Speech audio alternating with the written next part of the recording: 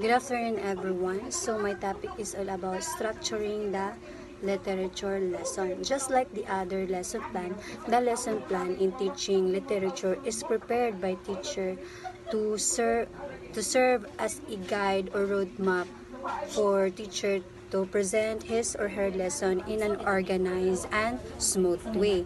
This helps the learners to participate in meaningful activities, develop their interests, and achieve their learning outcomes. So there are major parts of the lesson plan. So first, we have the learning outcomes. So learning outcomes is preceded by the statement of the content standard, performance standard, or learning competency, which are all specified in the curriculum guide for the subject of each grade level. So sa learning outcomes are based on the content standard, performance standard, and learning competency nga atong makita siya sa curriculum guide for every subject and grade level. They serve as the guide for what the students should learn, understand, and able to do after the lesson. So ila-ilaho na to what is content standard, what is performance standard, and the learning competency. First, the content standards. The content standard are the broad statement that specify content areas that learners should learn at each grade level. So si content standard means our general statement that tell what student learn in a subject for each grade level. They serve as a guide the important topics and skills that teacher need to teach and students need to understand. For example, si students understand the elements of the short story such as character, setting, and the plot. So second, we have the performance standards. The performance standards are the anticipated measures, evidence that learners have met the content standards. How will they learn the content to qualify how the performance is? So performance standards is referred to the expected level of skill or quality that the learner must demonstrate to show they have achieved the content standard. They describe how students can apply what they have learned, not just what they know. In simple terms, si content standards nagtell what to learn, while the performance standards tell how well learners should perform or demonstrate their learning.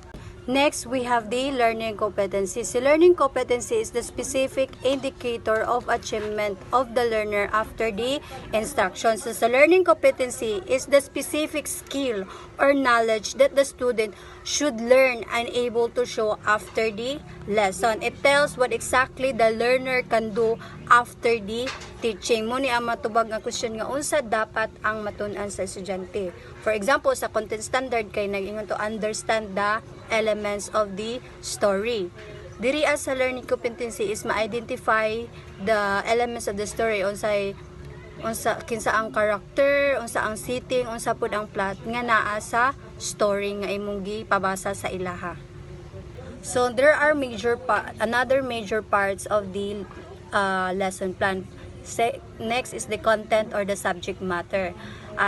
Content and subject matter refers to the topic to be taught, usually the objective stated and the base form transformed into a verbal. So si content, it is the main idea or content that the students will learn in class.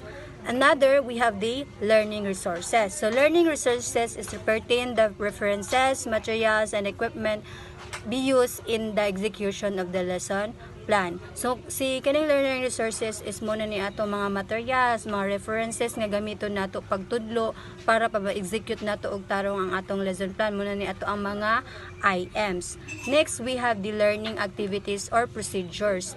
So si learning activities or procedures, it is the step-by-step set of activities that guide students in learning a lesson.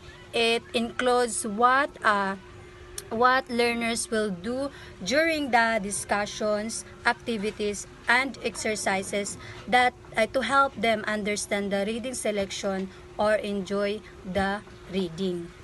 So naay gipanghatag nga mga recommended activities si Lazar para magamit siya before reading while reading and post-reading in reading selection. First, we have before reading. So before reading or pre-reading is considered the most important part of the reading lesson. It provides learners with activities to set the stage for reading, to motivate and hook them to the reading task. So before reading it is the first and very important part of a reading lesson. It is where the teachers prepare the learners before they read the text. In this stage, students are given activities that help them get interested in the topic. Diri ko ni teacher or i-motivate ang mga bata para makuha ni teacher ang interest sa mga estudyante.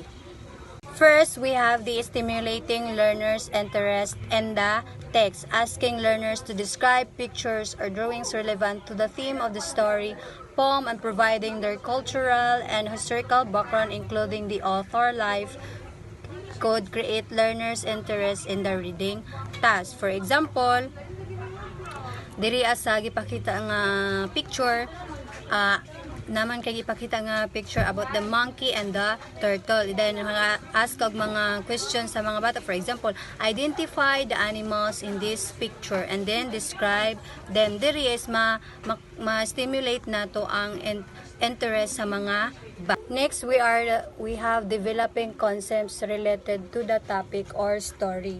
So learners are led to identify terms or concepts that they know which are related to those encountered in the selection task or selection to read. Diri as where learners are guided to connect what they already know with the new ideas in the text they will read. So pwede ka mag-ask of questions. So what words come to your mind when you hear the word monkey or kanang the word turtle? Ingana tara is ma-develop nimo ang mga concept nga related sa topic sa story. And next, we have activating prior knowledge, asking what learners already know about the topic, event, and terms used in the story helps the learners to connect or relate the experiences to the story to be read. Diri is the teachers can ask learners what they already know about the monkey and the turtle before reading the story. Pwede ka what do you know about the tortoise or their appearances, food, and habitat? Kana is matabang na siya ma-activate ang prior knowledge sa mga bata. Next, we have unlocking of difficulties. Difficult terms to be encountered in the reading selection are explained through use of the context clause, determining the related words and acting it out among others. There is kung ano ni teacher, i-unlock niya ang mga difficulties nga mga words kay para kung makabasa na ang mga bata is dili makasabot dayon sila dili sila maglibog. Another we have developing a purpose for reading to help keep learners concentrated and engaged while reading. The teacher asks the motivate question for them to look for the answer while reading. Diri is pwede si teacher, we are going to read a story kanang about sa tortoise and the monkey. They were friends but they become enemies. Nya maghatag din ka questions nga para maganahan sila para na ay purpose ba makapangita sila unsay purpose nga nung nagbasa sila. Dahil maghatag question for example, what happened that made them friends or what happened that made them enemies? Ingana nga mga questions. And that concludes my part.